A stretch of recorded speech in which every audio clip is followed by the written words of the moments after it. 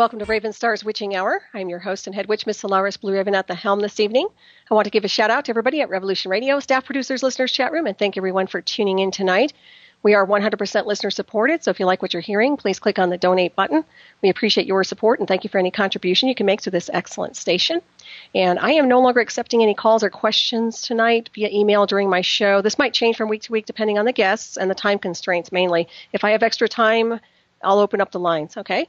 And you are listening to Studio A. And my special guest this evening is Laura Magdalene Eisenhower. Laura is a global alchemist, intuitive astrologist, ascension guide, and is the great-granddaughter of Dwight David Eisenhower. She is on a profound mission to reveal our true origins connected with the Magdalene and Gaia-Sophia energies of love and wisdom, and works to liberate us from the military-industrial complex, the Archonic systems, and false power structures. These forces connect many dots that are coming into our awareness now more than ever as our solar system aligns with the galactic plane. While residing and traveling independently in over 20 cities in the U.S. and abroad, she developed an excellent knowledge based in frontier health, exopolitics, alchemy, metaphysics, and ancient history, and also has degrees and certifications in science, wilderness expedition leadership, natural healing, and building. She has masterfully woven together the esoteric and alchemical aspects of nature with our ancient roots, hidden history, the present world, and our future potential. And her website is cosmicgaia2012.com. And please welcome Laura to the show this evening. Laura, how are you doing? Laura, you muted? That's funny. I was muted. Yes, I'm here. Hello. Nice to be here. It's great to have you on. Welcome. Yeah, it's good Thank to hear you for having me. Oh, my pleasure. Yeah, and I'd like to get started. I have so many different questions for you. But first of all, I did tell you this a bit off air, but I just wanted to thank you for the work you're doing and for the beautiful light that you're radiating onto this planet. I know you've been, doing some fabulous work, and you've been carrying the torch. So I just wanted to thank you for doing that. It's very important. Thank you so much. Yeah, it really means a lot. And, what the type of work you're doing is very unique indeed. And I'd like for you to kind of define for our listeners what a global alchemist really is. Wow. Okay. Well, it really takes going into, I guess one could say, the path of the labyrinth, the dark night of the soul, just sort of, going into the void and allowing oneself to just understand the nature of the soul being made of, earth, air, fire, water, just like nature. Mm-hmm. Nature, the four elements, is very alchemical. When we look at the pentagram and we see, the top point, that's the fifth element, which is spirit. So on a soul level and on a world soul level with nature, our own personal process of going inward and going through a massive transformation and how that can affect the larger picture is global alchemy. And so when it's not just about the soul and when the intention or the life path is much larger than that, and it includes things that are beyond, just one's own personal stuff that, goes into patriarchy and what we've been dealing with for the last, many, many thousands of years, really. And some of the lead that we hold as a humanity, mm-hmm. Some of that and all of that journey can represent this alchemy on a macro level. And so that's what I did. It was personal, but then it became global, and I started to realize that the portals that I was entering wasn't just about me anymore. And so I started to really understand the nature of alchemy, and I studied galactic history, and a lot of my experiences coincided with this journey.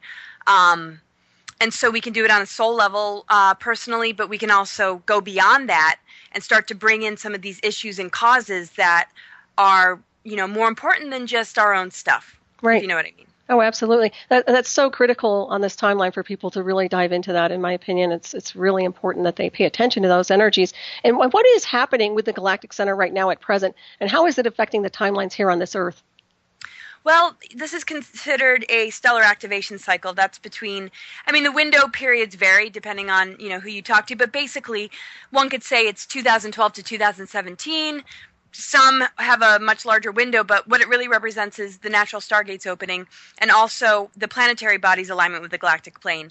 So when we think about a lot of the catastrophes that happened in our ancient history and how the planet was thrown off its axis, and how much the vibration sank in density when we were like in 4, 5, 6 dimensional energies in Lemuria and Atlantis, and now we're in this 3D reality, we've completed a cycle that has now put us back into alignment, which means we are getting major transmissions from the galactic core. We're also getting it from the center of the Earth, the core sun, which is a star.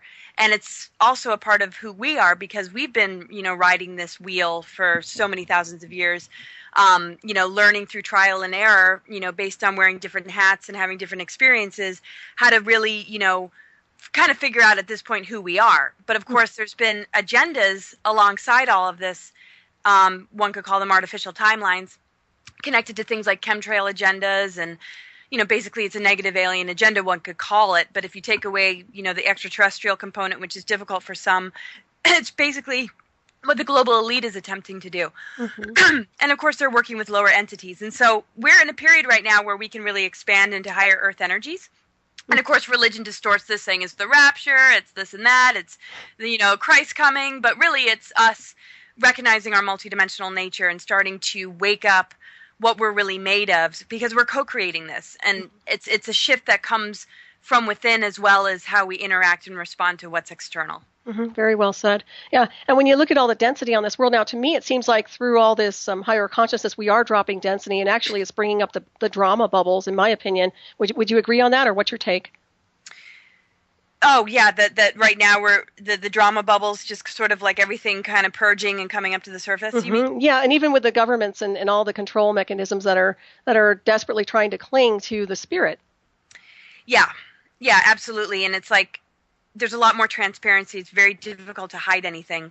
It's I almost look at it like the tide going out, and the rocks are exposed, and it's like you can't really, nature's creating this. And one can even see in the news every time they do a false flag thing, or anytime they try and attempt some sort of deception. I mean, people are on it, and they are analyzing it, and they're putting out the facts and saying, hey, this isn't lining up. It took a while with 9/11 with the architects and engineers, but now we see things in the news that people are just saying that's impossible. That's not what EMTs normally do when there's this kind of accident. So, there's glitches all over the board. And, it's very difficult with the higher vibration coming in and just what we're emanating for them to be able to hold form and deceive. Absolutely. And so people are also purging their their inability to really cope with this. There's a lot of resistance. And so the amount of resistance that there is also producing sort of a byproduct of energy that, can create some level of madness. And these other distractions that are a little bit easier to glom onto, that aren't so much about deception, but more about, keeping us down in our addictions and our lower reactive natures, and our, fear or guilt or resentments, and just the things that like we feel are human, which are actually more programming. A lot of that is starting to want to fall away, but then we're bombarded with all these frequency manipulations coming from all this other stuff, because they know that this is the window period for this, and they don't want what's naturally occurring, because of course we're shedding all this stuff. Of course we're in the position where we can do it, and that's why all this GMO stuff, fluoride in the water, and why these agendas are really, getting more obvious and more extreme, which is good on the one hand, but on the other hand, if people don't start to act, I'm not gonna say it'll be too late, because I don't have a doom mentality at all, no matter what happens. But it'll certainly delay things for longer than they need to be if we don't respond now during this window period. I totally agree with you, and it's been interesting because I have such a resonance with your information. But insofar as what's happening right now, I agree with you. We need to make some changes, and we need to take some action. Now, what about altering the array system through remote influence? Is that an idea? Is that something we could work on a higher level of consciousness as a group, or what's your take on that? Well, I believe, this is a frequency war we're dealing with. But of course, we're not sinking to the level of being in battle mode. It's really about, raising the frequency, and also understanding that, there's so much terminology and there's so much deception out there that, it's probably not quite the word deception, but there's a lot of things that can lead us astray. The way we define certain things, like the word ascension and enlightenment and what it means to be spiritual, we have to, really recognize that we're all spiritual. And the thing that has really been keeping humanity dumbed down is the unconsciousness, the inability to accept our multidimensional nature, and the control of, obviously religion, but also the tendency to fall into atheism or the other side of the coin. Everything is always extremes. It's either this or it's that. And we got to find kind of that middle line where we understand, we're all spiritual beings. Forget, it's not so important what the words are or what is outside of us. It's just important that we expand and that we understand that spirituality really is our creative imagination and our ability to tap into it and utilize our belief systems and our invocations and our intentions, to serve us. And Uranus, for example, is the planet behind this shift in a major way. It rules also Aquarius, and we know that this is like the Aquarian age. And it's the planet of extremes, but it's also the planet of universal truth. So why then the duality? Well, if we swing from one extreme to the other, eventually we get exhausted and we want to find that middle point of balance. And so it teaches us extremes until we sort of realize that it's all a part of the same whole. And the more we can get into the center of it, the more we find that 0 point energy. And it's actually what liberates us from the zodiac, which is the wheel of necessity, which is the map to fully understanding ourselves and what is kind of keeping us from being able to kind of expand into all these, many aspects of all that we are, because that's what it's really about. Oh, yeah. I mean, there's not rejecting any aspect of who we are, but integrating all of it and recognizing the wholeness instead of condemnation or this is good, this is bad, but just saying, hey, let's just be real, let's just be whole, let's just be genuine. And when we can do that, the things that aren't of a high vibration tend to fall away because we feel empowered. I totally agree. It's almost like being the sacred witness to some extent when you think about it. It's very, very interesting. And also, I think the unconditional love and just generating that wave of energy really does make a change, too, on a higher level, even on a subtle level. Absolutely. I mean, children can't thrive without love. I mean, love is the most powerful thing. And nature, is regenerative. That's what it is without any of us having anything to do with it. I mean, our immune systems, too. The minute we injure ourselves, something is completely and totally on it. And it's nature. It knows how to regenerate. It knows how to maintain itself. But it's the mind control and it's all these manipulations that keep us sort of out of alignment. We give our power away. We want somebody to fix it for us. We listen to what somebody says, like, this is what you have. This is what it's going to do. And it's so unempowering. And it's the mind control that has separated us from knowing how to consciously work with our own bodies and the planet and how to kind of like direct the energy based on, the understanding and awareness of it. We're kind of in ignorance to it, which puts a major block in the way. And it's almost like people are out of control. It's like whatever happens to their body is almost separate from, their emotions, their mental bodies. And it's just sort of something to take in and take a pill for. And I mean, and the same thing with nature and just whatever imbalances we see. If we drug nature, then we end up having to treat the side effects, and then we treat those side effects, and then all of a sudden the planet's on an artificial life support system, which one could say is transhumanism and artificial intelligence, and it's specifically an agenda, so that it'll lead to that. So we have to say, wait a second, why are we allowing this? Stop with the blame. Let's start to look at ourselves. Where are we enabling it? Because we're the free energy technology they're feeding off of.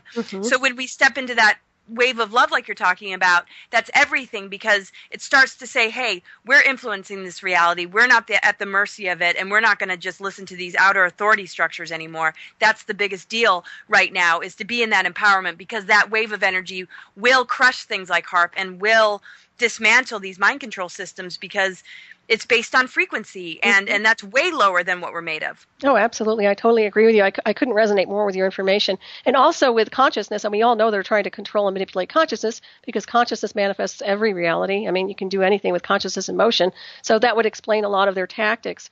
Insofar as the DNA activation goes, and everyone's DNA is open and activated, obviously, to some degree, I would imagine. Now, what's your impression of that?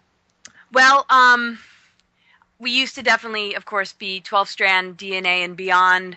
And after Atlantis and Lemuria sank, the 12 tribes were seeded, and the whole goal or intention behind that was that we would, the root races would pass codes to each other, and we'd be able to rehabilitate our DNA over a long period of time, in the hopes that we would be able to, really develop ourselves and not move too quickly, and have some of those things that happened that led to catastrophe and destruction. And of course, we got taken advantage of in the process of not fully being completely and totally activated. In actual fact, the junk DNA and some of the seals that were put in our DNA were done by benevolent forces, but then frequency fences were put in by negative forces that didn't want us to, be activated and get the codes from others and be on this ascension path. So we're in just this major battle between all this stuff. We're totally caught in the middle. And so DNA it's people tend to think it's genetics, what you were born with, what your bloodline is, and it's not. It's really consciousness trumps all of that. And when you expand yourself, when you expand your heart, when you really step into a higher field of consciousness and you allow yourself to dig into uncomfortable territory and go into the dark night of the soul and places that they've taught us to fear, we actually activate our DNA because we're accessing more of who we are. And we don't need to look outside of ourselves for that. It's really something that we can activate simply by knowing ourselves and putting ourselves through enough challenges to sort of exercise those muscles that have been dormant. Mm-hmm. Yeah, it makes perfect sense to me also. And also with the cellular memory, there's so much there encoded.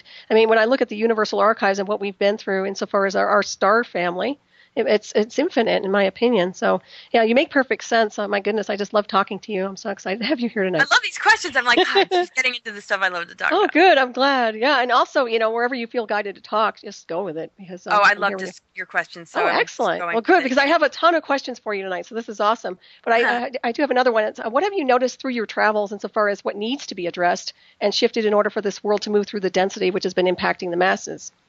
Well, I have to say, I mean, I really do think that the geoengineering has to be addressed. I think we're going to be okay if it doesn't fully maybe reach that goal that many of us hope, that'll, totally be shut down. I don't like to rely on lofty goals, to determine whether or not we're going to be okay. But while we're here, knowing that this is what we're up against, I think it's crucial because this is a global thing. It's not like, it's just, the United States or it's just, this group of people. And even if that were the case, everybody should still respond like a global family and look out for each other.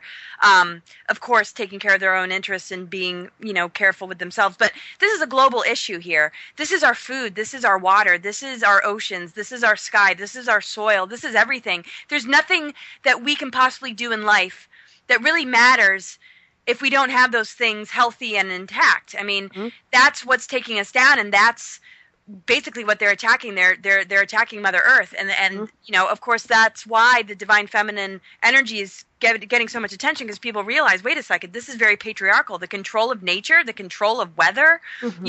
Well, look at our history. It's been the control of the feminine. It's been the exile of her and all her gifts and abilities on the deepest of levels, and all these programmed versions of the masculine and feminine.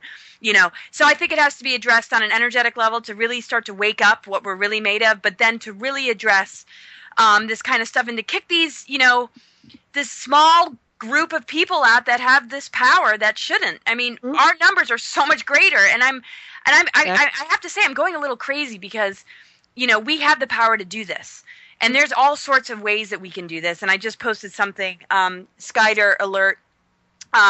It's something you can have as an app on your phone, and all you need to do is take pictures of chemtrails, and it'll go right to the government officials, and they'll see, that everybody's bombarding them with photographs and are saying, hey, wait a second, none of this was voted for.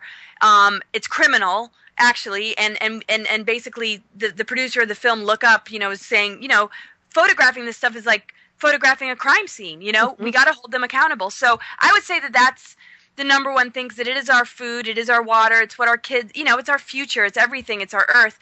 But I do know we're on a multidimensional planet, and beyond whatever happens in this particular density, I know we're going to be okay. But while we're here, this is our responsibility, and to also remind people what they're made of, and to start dropping all the conquer and divide agendas of what war has done, all the historical resentments, all the BS between the masculine and feminine. And of course, on that, then we raise the frequency while we're addressing and being proactive about the more practical kind of like food, water, basic human needs. Yeah, I totally agree with you. And so far, it sounds to me, or it seems to me like they are trying to terraform the Earth. Is that your impression also? Well, yeah. I mean, extraterrestrials are involved, and I almost don't want to put it in the same category because extraterrestrials to me are like, more benevolent. These just seem alien because it's alien. It's foreign. It's like, what are you thinking? What are you doing? And it seems, okay, every race is kind of out for themselves. There is a survival issue here. I mean, that's why they ever created treaties with the governments. But why would they create treaties, and what did they really need? What did they need for their survival? Our genetics. Why? Because they do not want to be ascended beings. They do not want to activate their highest DNA potential. They do have a high level ability on a DNA level, but they don't want to. They want to have total dominion of the time matrix, and so their life cycle has to do with what they can take from us. Mm-hmm. They've become parasites. They are not in connection with their own source, their own higher self. And so the agenda basically has to do with using the time loop and the artificial time component as a mechanism of having a life cycle, because Dan Burrish, who's a whistleblower who worked for MJ12, he was a microbiologist, I think was his title. Mm-hmm. He referred to the Greys, some species of the Greys, as future human selves from 52,000 years into the future and 42,000 years into the future. And these were the beings that, needed our genetic material in order to rehabilitate their race. If they didn't have this control agenda, they'd be able to rehabilitate themselves just based on the regenerative power of nature and spirit. Mm-hmm. But because they're not taking that route, they're using us. And so they tried to make deals. And of course, some people in the government, probably my great-grandfather, might have, felt, or others around him that are actually looking out for our good, that, okay, let's help out. Not realizing that these are the same beings that were working with the Nazis, that have been, a part of our galactic history for so long, and these wars that took place that led to the sinking of Atlantis. Mm-hmm. We're all born with amnesia. We can't really see the larger picture, and that's why he gave us the warning, because when he saw that, wow, they broke the treaty, and none of it was what was, set up in the meeting, then it was like, wow, okay, here's a warning. But I also found out that he wasn't the one that was responsible for the treaties. But, there's all these different people saying this and that. And I'm not here to be biased or to, defend anybody either. I'm just here to look at the truth and the facts. And all I know, despite who decided what, that these races of beings want to terraform the planet and are using all these technologies to do so, mainly mind control and artificial intelligence, so that we are robotic and we are basically soulless, and we're serving them, and they're changing the earth so that they can inhabit it, because their bodies are not able to really acclimate. They need actually radiation. They need all this kind of stuff. But, we're dealing with so many races. It's like who's who. But, right. Yeah. That's true, too. And, obviously, not to get into specifics of my background, but, I've been through a covert assault weapon, and it dealt with artificial intelligence integrated into my neural circuitry, which was, of course, synthetic telepathy. So I do confirm your information insofar as, yes, I know what they're trying to do, controlling and manipulating, and I know that you can fight it and break free of it. But it's a nasty little program they've got running. And my next question to you is, coming from the ancestry of the Eisenhowers and Eisenhower, what do you feel is the most serious issue we have standing in America today? And what do you feel your great-grandfather was confronted with on that timeline? Now, I don't know how much specific information you can go into, but I'm really wondering what was haunting him, if anything. Yeah, well, I think a lot was. When he gave the warning about the military-industrial complex, I almost feel like I'm doing the same thing, just talking about chemtrails and just mentioning any of these technologies. It's just kind of like, well, here's what it looks like. These are the different things. These are the different areas that relate to this warning that he gave. And to be in that kind of position and to be dealing with a certain level of manipulation before most of the masses even were aware of whistleblowers or shadow government or Illuminati, and you're just kind of like in the thick of it, in the middle of it, trying to defeat Hitler, trying to win the Second World War, then all of a sudden recognizing that we're in a multidimensional battle here, and it's not just with humans. And I don't know everything that he understood. I know that he definitely dealt with these extraterrestrial beings or these gray aliens in a meeting. I don't have any family proof of it, but enough whistleblowers have made me pretty certain, on top of the fact that I was involved in some shadow government stuff, that basically revealed it all and proved it to me. Mm-hmm. But he also had beings from Venus named Valiant Thor and his ship Victor 1 visit, and that was after the treaty with the Greys.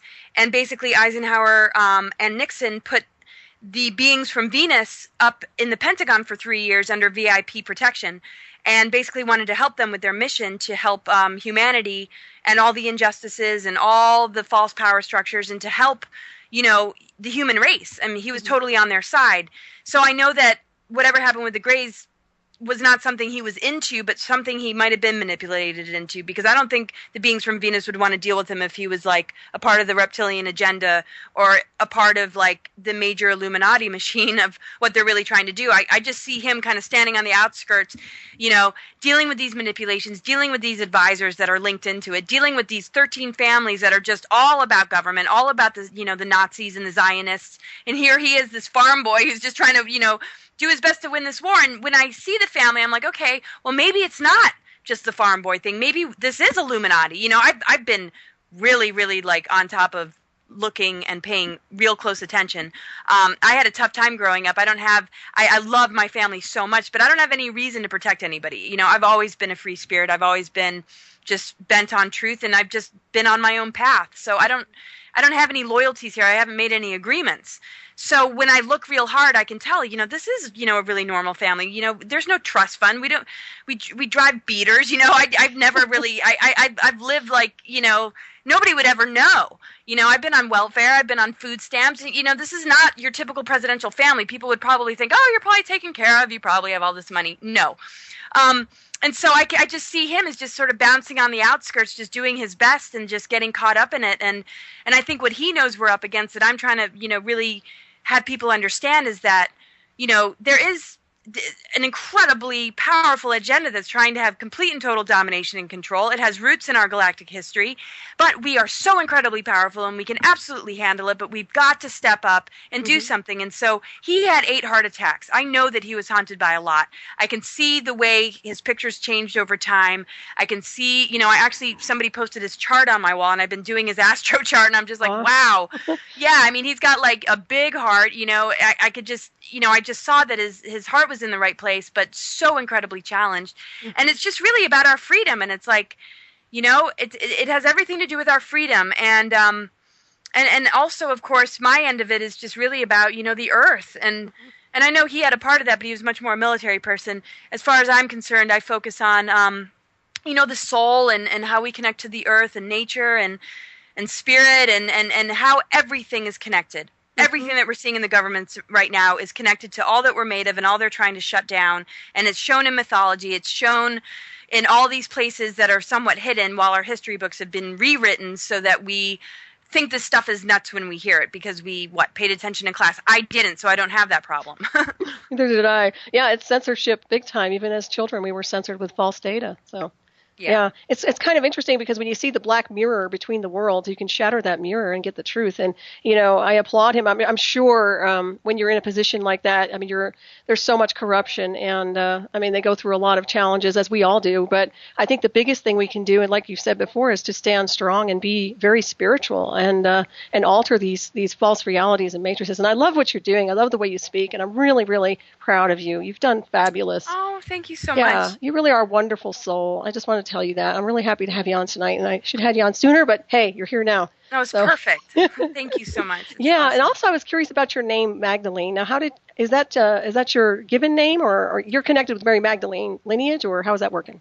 Well, my father chose that as my middle name. It was spelled in the French way, and I just sort of changed it to Magdalene just because it was calling out a little bit more to me, and it was just a variation, and I knew that, I don't know, it just resonated more. So my birth name was Laura Madeline Bradshaw, and then my father my parents got an annulment, and then my mom legally changed my last name to Eisenhower because that's her maiden name, and because she ended up raising us, it was just sort of pointless. He actually became a priest. Oh, wow. So it was like sort of like, it would have been weird to have that last name because he's not supposed to have kids. He became a Catholic priest, which is a little odd. We don't really have to get into that because I'm sure you know, just like me, religion's not my thing. I respect, you know, nothing to bash anything, but not my thing at all. So then when my mom legally changed my name, I was 11, she took out Madeline, and I was just like, what? And so I got it back, and I just said, you know what, the name that resonates with me, which I changed and I've kept for the last, maybe since 2006, is Laura Magdalene Eisenhower. It's the only one that resonates. Otherwise, Mahan, which is a stepdad's last name that she legally changed my name to with the middle name Eisenhower, because she changed it again. You know, he passed away, and that's not my lineage. I mean, that's my stepdad. So I've had like a lot of weirdness connected to the name. And then finally one day I said, you know what? I'm going to take a few of the names that resonate most that have been a part of either my legal name or a name change that got switched, and I'm going to call my power back and just claim it. Mm-hmm. And so I took these two because to me, they just sort of show my mission in a lot of ways. The Magdalene energy about the divine feminine and just reconnecting with that and getting, to the real core of, what that means for all of us, because of course that's a part of all of who we are. And then the Eisenhower just sort of like merging with the Magdalene. I was like, cool, if I had those two in a name, maybe this will activate more of what I'm all about, which is to really integrate the spiritual, the political, the physical, the mental, everything. It's just about wholeness for me. Oh, yeah, it certainly has, without a doubt. I laugh because I've been affiliated with, and I still am, Magdalene Coven, a Mary Magdalene Coven. Oh, yeah. Cool. And we have a running joke that says the Magdalenes always wear black, but that's just the Coven thing. But, yeah, it's interesting because it is connected to mystery schools, of course, and the ancient teachings and the cosmic Christ and a lot of other things. But, yeah, very, very interesting that resonance is there. And that name suits you perfectly, so, yeah. Oh, well, it's so cool. I'd love to talk to you about, your connection. Oh, yeah, absolutely. Oh, yeah, I could talk to you for hours. It's so funny. I used to wear black all the time, and I actually, it's my preferred choice of color. Yeah, I like black. I used to wear a lot of color, and then after my induction, I started going black all the time. But, it seems to be a cloaked color for me these days. But I still like bright colors, too. But, yeah. Yeah, I go back and forth a bit. Mm-hmm. And I was going to ask you real quick about now, this is a little, not necessarily off topic. I just wanted to kind of ask you, what about the wilderness expedition leadership? What exactly does that include? Well, when I was in high school, I was in the D.C. area, and I was just like, I got to get out of here. This is just not me. And I didn't even apply for college. I wasn't even going. I had the worst attendance, I think, in my whole high school. And then I was like, I don't know what I'm going to do. I don't know where I'm going to go. And I was just going to hit the road and just, I don't know, get a vehicle and just get lost and just go to, and I did quite a few times, go on road trips. But I got this thing in the mail, and it was about, wilderness expedition leadership and in the field of, wilderness education. I was like, hey, that would be really good because I think I'm going to learn the real stuff if I'm out in nature, because I just, nothing in the school was grabbing me, and I was starting to feel like, God, not that I believed I had learning disabilities, but I was starting to kind of like scratch my head and wonder, like, okay, I got to find something here. So I just, educated myself in astrology, the occult, and everything that I possibly could that was of interest to me. And then I got myself out there into the wilderness, and I spent about 2 years in the field, in the desert, and then, in the mountains in the winter, just camping and just survival. I mean, it was pretty extreme. Mm-hmm. And then, did a lot of my own, traveling. And I just realized, I'm not doing this to take other people on expeditions. I'm doing this just to heal, to get close to Mother Earth, to just watch how energy works, to watch, how the elements work. And everything that I talk about global alchemy really got triggered, when I was out in the wilderness, my understanding of it. And I guess one calls them, I got all these downloads. But I mean, I was getting something. I was getting some sort of like major intuitive insights into what this planet needs, and just the masculine and feminine energies coming into balance, and how this relates to nature and how this relates to alchemy. And finally, when I left the wilderness, I was like, oh my God, I get it.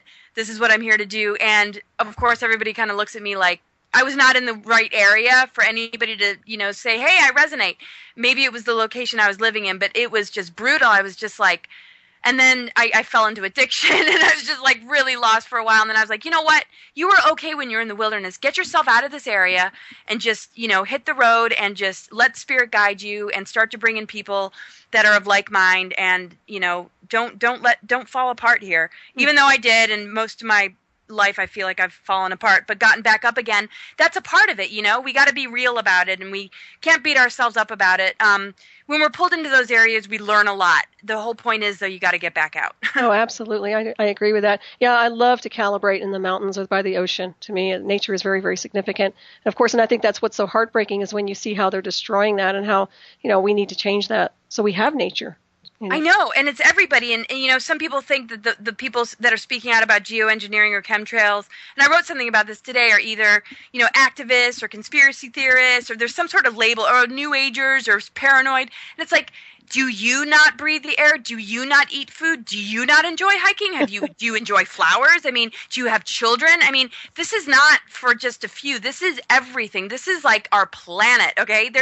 Where else do we have right now? And the thing is, you might know my story about being recruited to go to Mars. Mm-hmm. A big reason I didn't go to Mars is because I knew the BS that was happening here, and I wanted to, have a voice and basically warned people it didn't matter to protect the physical. You know, people are so bent on protecting the physical. It's like, what about the soul? You know, let's be more concerned about not being controlled and less concerned about staying alive, because what is there to live for if everything's poisoned and we're like robotic, for God's sake? Is it really worth it? You know, people are keeping their heads in the sand for the fear of death or something, or the fear of, you know, not being able to enjoy like whatever they've signed up for that they're, you know, connected to. But, you know, it doesn't have to take your life over. Just do something small. Just share a little bit of information or something. Right. Yeah, there's a difference between living and existing. That's the bottom line. And, you know, are you going to run for politics anytime soon?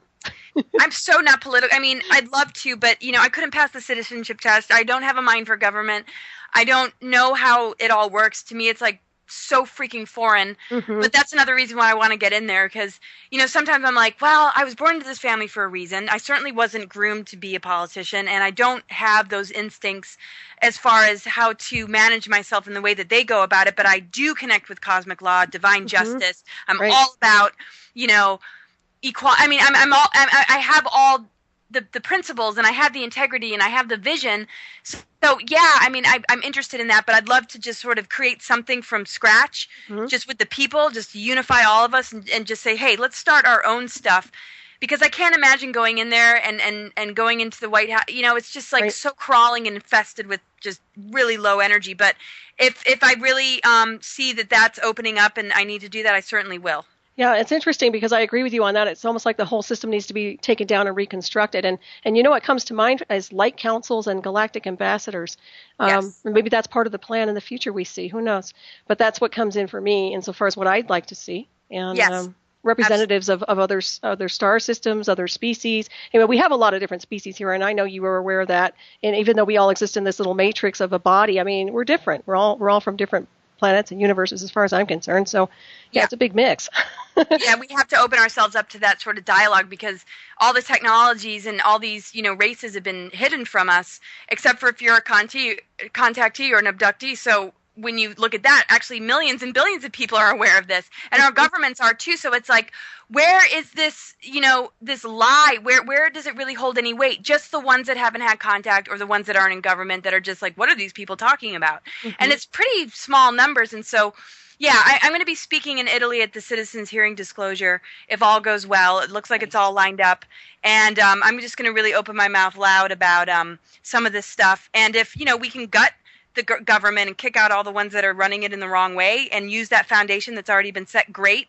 But I do feel, you know, we need to do it from the bottom up, or to create it ourselves. And, you know, just like you and just others, we know a lot of galactic ambassadors. We know a lot of starseeds. We know a lot of people that, you know, would be perfect for this, that don't lie, that understand the laws of integrity, that understand that our free will and, you know, our rights, you know, need to be addressed, because we're getting further and further away from that goal on a government level right now. Totally. Yeah, they can't handle power is what I see. I mean, it's about handling power and also staying connected to source through the process. And, you know, those of us who have met through what you call the dark night of the soul, I mean, I've been through that too. And we understand when we come out that we're still fortified in spirit. And I think that's huge.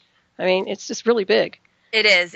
And that was I mean, it was the greatest journey ever, but of course it was grueling and just difficult and painful. But at the same time, you know, it was like, this is it. This is where it's at. This is so wonderful. And whatever about the isolation, or, I mean, you feel like you're living a double life, because there's no real opportunity to get away with it when you're, you know, you have to take care of, you know, survival needs. But it's just amazing the immaturity of these, you know, people, because the beings they attract are based on the vibration that they hold, you know, but they're also multi-generational, you know, abuses happening and ritual abuse happening. And most of these people, you know, they're just possessed, and it's not even them. And we have to understand that. And, you know, really help them too. I mean, this is like a huge crisis on that level. But then there's some that are just completely egoic, completely immature, and don't even care, and just turn a blind eye because they want money, and they're being given or bribed, you know, for just service to themselves and greed. And it's just unbelievable. Yeah, I totally agree. And insofar as my labs go, what's your impression of my labs? I know that there are a lot of people getting pulled into those and being programmed and misdirected. So what's your take on the my labs? Well, I think that's what we're dealing with more than anything else with abductions now. I mean, we have a lot of, you know, or we've heard a lot of people say just at events and radio show stuff, that the dark entities are gone, or there's no more abductions from ET races, and I don't know if I completely agree, but I definitely know that the MyLab thing, the military involvement, is huge. And when I was recruited to go to Mars, the person that was trying to bring me into the program, that was what he was dealing with, and he thought that they were legitimate encounters. And I was sensing, I think you went through something similar, and I know that attempts have been on me where there's this attempt of artificial telepathy or some sort of, they do chipping and they do all sorts of things to link you into something else, right, to cause you to believe that something else is actually happening. And so my thoughts on that is that it's just a way to get to the individual to begin to manipulate their energy field, to possibly chip them, to tag them or whatever, and then monitor them. And then usually, it's because they're having encounters with benevolent races, and this is a way to sabotage that experience for them. Yeah, true. I totally agree with you on that. And there's so many people, psychotronic weapons deployment is huge here in the United States. And of course, you'll hear and see things, with these mass shootings and this and that. And I know that's all triggered. So there's a lot happening with mind control weapons. And yeah, the artificial intelligence is big too. And but I do know that the soul can overpower that. So I think that we need to make sure we stay steady and higher consciousness. But yeah, I was curious about that for sure. So they have tried to pull you in a little bit, huh? Yeah. Oh, just based on what you just said before, I always like to say you can't GMO or genetically modify a soul or the spirit. So whatever with the physical, we got to kind of be somewhat detached. Yeah. When I was recruited to go to Mars in 2006, I had been targeted my whole life. I know all about psychotronic weaponry. The group that was involved in, trying to recruit me in, if you Google them, they're called the Aviary, Aviary, like bird aviary. Mm-hmm. And they all have bird names. And it was funny because during the time, and they're calling each other Falcon and Penguin. And I used to joke it's like being in a Batman movie, what is going on There's here? no BlueRaven there, is there? Maybe, actually. I think. But, so I was paying real close attention to all the people that were involved in this recruitment because I was only getting a portion of it from my partner, who was basically, telling me everything I needed to know, but I didn't have access to the group that he was dealing with. So I wrote down all the names and I investigated all the names, and basically they were just kind of cover stories, cover occupations. But, this group was all about UFO phenomenon. They had something called the Weird Desk where they'd taken unusual UFO cases. And I was like, you know what? I think they started this and they're a part of the MyLabs and they're actually behind this. And then they pull you in once they have kind of gotten you, or they created, an abduction scenario, and then they find you and they call you in like they're there to help you, but in actual fact, they're not. Right. And then anyway, the whole point is after about 2 weeks of research, everything basically had been destroyed about a lot of what their past was about, not very accessible. I finally found something on them, and it connected them with psychotronic weaponry and HARP and all this, different stuff. I was like, yes, I knew that these people were involved in this, and I knew that this wasn't like a John Mack thing or, a ufologist group that's really trying to help. These were like shadow government, individuals that were tasked to, create these scenarios to bring in these individuals to serve a certain agenda. And when they tried to pull me in, I started to notice this. They were going to give me a handler. I was getting attacked left and right. It took me, I would say 20 years. I was feeling suffocated almost every day energetically. It was hell. That was part of the dark night of the soul, was to overcome these frequency manipulations and the psychotronic weaponry. So yes, I know you can overcome it. But when I was there, it was like, okay, now we want you in there. And then when I started to do the research, I was like, okay, and I had prophetic dreams about what they were up to. I was like, okay, game over. This is it. I started talking about it. I could tell that the phones were bugged and all this stuff. But once they knew that I was on to them and I knew what they were all about, they started to leave me alone, and they actually tried to befriend me, and they were just actually really kind of freaked out. I think I completely caught them off guard, which is a hard thing to do because they can monitor most things. Mm-hmm. But the thing with the reptilian mindset or just any of this stuff is they plan so accordingly that they don't know how to handle the spontaneous. Mm-hmm. But what was I going to say? So 2 years later, after I got away from the recruitment, which basically would have taken me off planet, and I would be there now if I did go, because the target date was 2012 to occupy a Mars colony. I got out, and then 2 years later, somebody put out a website about them that shares all this information about artificial telepathy, MyLabs, gang stalking, you name it. But it's under the Aviary, and I almost don't want to say, any names just because they talk about me on the radio, but if you Google John Alexander and the aviary, you'll find it. I mean, it's a website. They can't get mad at me now. It's out there. Mm-hmm. No, I appreciate you saying that. And yeah, I mean, I'm well aware that they're sneaky as all hell. There's no doubt about it. But you're right. We're too powerful for that. And I'm glad you didn't go to Mars. I'm sure you'll be able to go at another point in the continuum, but under better circumstances, right? Yeah, like pretty much on my own terms, and right. You know, whatever. Like I know that. You know, UFOs are a part of the consciousness of the pilot, so I'm going to wait till I manifest my own and, you know, go there with people I feel good about. Right. Well, let me know. I'll go with you. I'll bring my dog. Yeah, I mean, that's why I didn't go. I'm like, I want to, you know, I got people to hang with because we're all going to go together, and definitely you. Yeah, oh, definitely. Yeah, I totally resonate with you. It's like completely. It's really interesting. I could talk to you for hours and hours. So, yeah, and so just real quick, let's if people want to get in touch with you, how would they do that, first of all?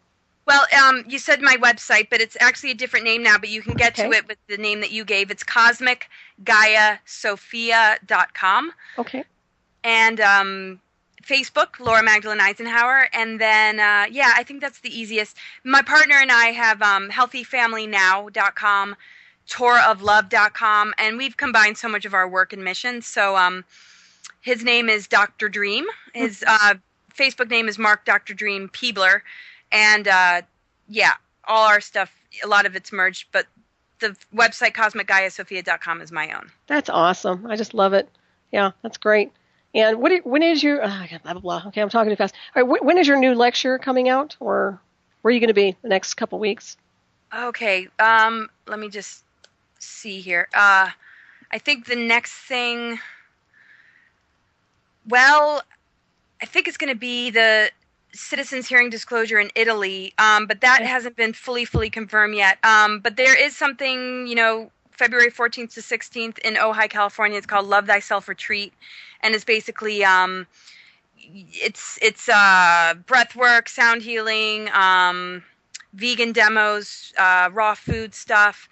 And, my partner and I are just going to go there and talk. And then the 13th Annual New Living Expo, April 25th to 27th in San Mateo, California, I'll be speaking at. And then, the rest I'll be posting on my website as things get confirmed. Excellent. Oh, that's awesome. That sounds like fun, the vegan retreat. That sounds great. Yeah, that should be great. I look forward to that. You know, just time to really get into the self-love. That's always, I wouldn't say a tough one for me. It's not that I'm, not, an appreciation of myself, but you know, when we're in this sort of world and my nervous system sometimes feels really shot, you know, it's hard to just give to the self and just take the time to nurture the self. I'm just finding that's the best thing I can align myself with is, don't forget to love yourself and take good care of yourself. I'm like, yes, okay, I will. I totally agree with that, especially nowadays where you have so much dirty electricity and all this bombardment with all sorts of things, you know, for everybody. I mean, it's critical that everybody kind of resets their internal compass, if you ask me. Right, because it's the frequency, and that's what they're trying to, you know, slow down and dumb down and lower. So if we don't, then no matter how much we're putting out there, our instrument of the human body is not doing its optimal job. And I always have to remind myself of that. You know, don't deplete yourself doing the work that you're doing. You have to take care of yourself. You have to make sure that, you know, you're emitting like a high vibration, and you know, and it's great to give, and I'm not saying like, I'm just giving, but you know, like just being a mother. I mean, just anything, just all the demands of life. It just gotta replenish. Oh yeah, you have to regenerate without a doubt. Yeah, I totally agree with that. And the sad thing about the psychotronics or any type of that artificial intelligence is that it pulls on the life force. It pulls on your chi. And that's one thing I noticed when I was pulled into that program. So yeah, people want to break orbit with that for sure. And you do offer healing sessions, right? Yes, I do. And I'd love to. I mean, gosh, now I'm like, I could interview you right now. I'm like, no. But yeah, no, I noticed it in my lower back a lot, and just a lot of like things, you know, trying to, you know, take that. I do session work. Basically, I'm an astrologist, and I read, you know, the energy field. I work with tarot, and on my website under the readings link, you can see, you know, how much of it I get into. I do composite charts, synastry charts for couples, progress charts and transits, and, you know, going into the past lives, and just really helping people to let go of foreign energy, help them to understand, you know, their soul purpose, and to just, you know, align themselves with what their big priority is on a soul level, and how they can, you know, get the rest of their life in alignment with it. That's wonderful. Yeah. And do you feel that your high-profile lineage has protected you to some degree, or do you think it's put you more in jeopardy? Both. You do? Okay. Awesome question. Yes. Before I started to speak about all this, I felt so in danger. It was not even funny. I mean, I was a mess. I mean, it was just like every day so hard to survive, and it was invisible weapons, so like nobody could understand it. And it wasn't until I went to a clairvoyant institute, which I stumbled upon. I didn't have any intention of going. They basically pointed this stuff out, and I had a lot of confirmation that this is what was happening. And and I was like, we're heading for a break real quick. We'll be right back. Ravenstar's Witching Hour. My special guest, Laura Magdalene Eisenhower. Stay tuned.